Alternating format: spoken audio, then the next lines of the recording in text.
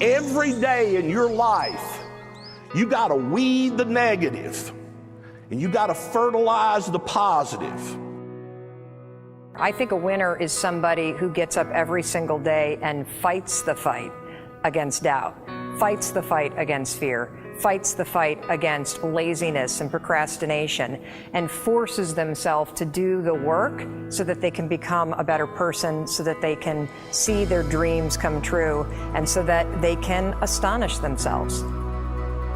If you're waking up every day and you're not taking steps to be the CEO of your own life and managing your day and running your own life, you're going to be an employee. It's going to run you back, and it will. And there's days I've woken up and gone through the motions, and sure as death and taxes, something comes up, and because I wasn't in the right mindset, it took control. It ran my day.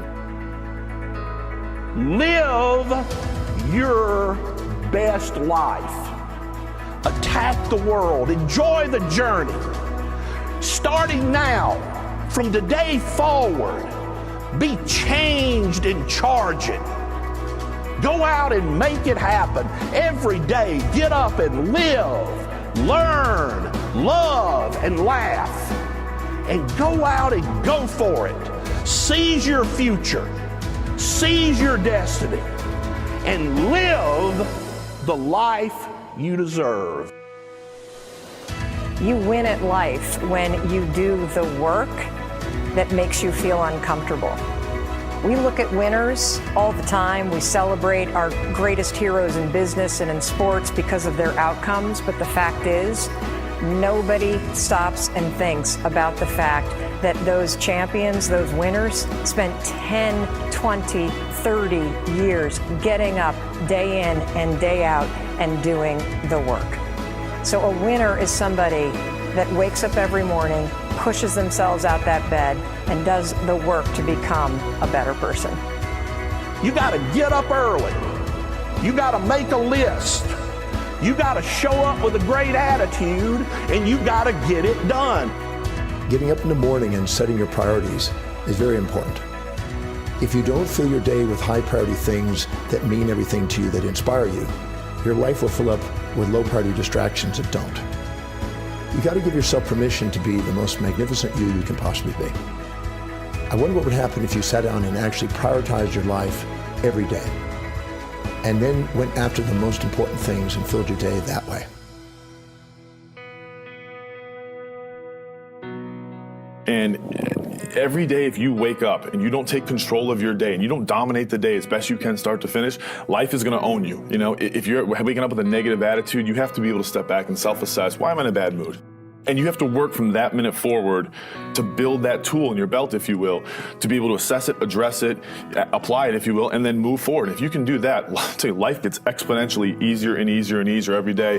And before you know it, you're working with greater efficiency, more confidence, more determination, and you've set yourself on a path to truly self-generate success. But more importantly, you're happy. I have a simple exercise I give everybody, and some people say, oh, that's so stupid, it's so silly. But I ask them to look in the mirror, especially first thing in the morning, and just look in their eyes and say their name and say, I love you, I really, really love you. And this is enormously hard for most people to do to begin with, but as you continue to do it, it makes a big difference.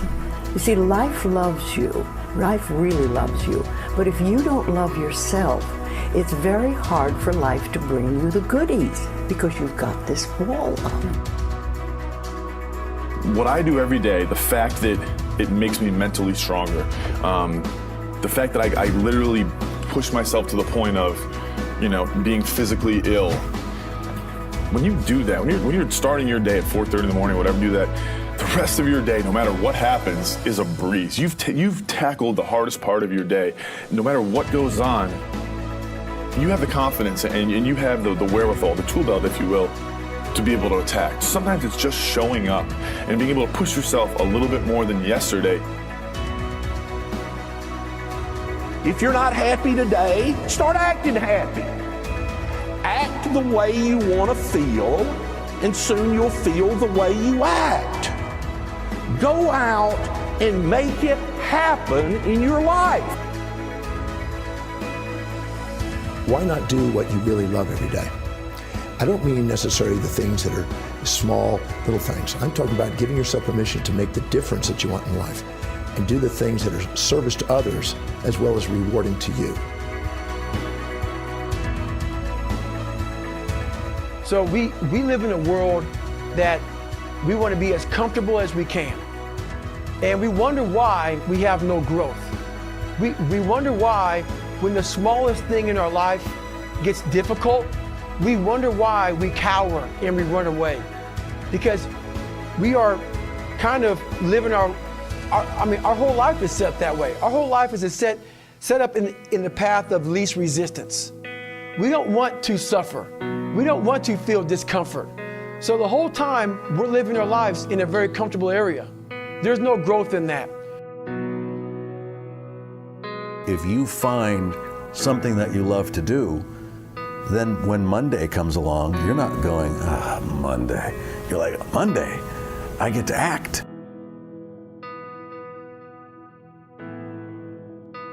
I want you to burn into your nervous system the following statement because it is a fundamental truth of the human condition. It is literally the baseline physics of what it means to be a person. As Earl Nightingale said, we become what we think about. And that's an idea that I want you to hold firmly in your mind. That's something that I really want you to internalize. I really want you to stop right now. Whatever you're doing, I want you to stop, lean into this video and listen to what I'm saying. You will become what you think about. Really think about that for a second, as if it wasn't just a phrase, as if it's more than just words, as if it were a truth about how the brain works, because it is. You're going to become the thing that you think about. And I know that you're dwelling on a lot of negative shit. I know that you're carrying a lot of baggage with you. And I know that as you think about how things might go wrong, that you believe to the core of your being that you're just planning for the hard times. But the truth is, you're going to become those things that you fear. You're going to become the things that you dread. If you're thinking about all the things that you've done wrong in the past, you are going to simply continue that cycle. But if, on the other hand, and let this be true, let this ring in your ears with the weight of everything that I carry, if I've ever added an ounce of value to you, if anything I have ever said has seemed remotely true, believe that these are the most important words I'm ever going to say to you. If you begin to focus on positive things, if you begin to focus on your capabilities, if you begin to focus on the potential that you have, if you really dig in, build those skills, drive towards something beautiful, something amazing, something that leaves you in awe, that you want to create, that you want to become the vessel for that, then you will become that thing, because you will take those steps, because you become what you think about. And as Mark Twain said, 20 years from now, you'll be more disappointed by the things that you didn't do.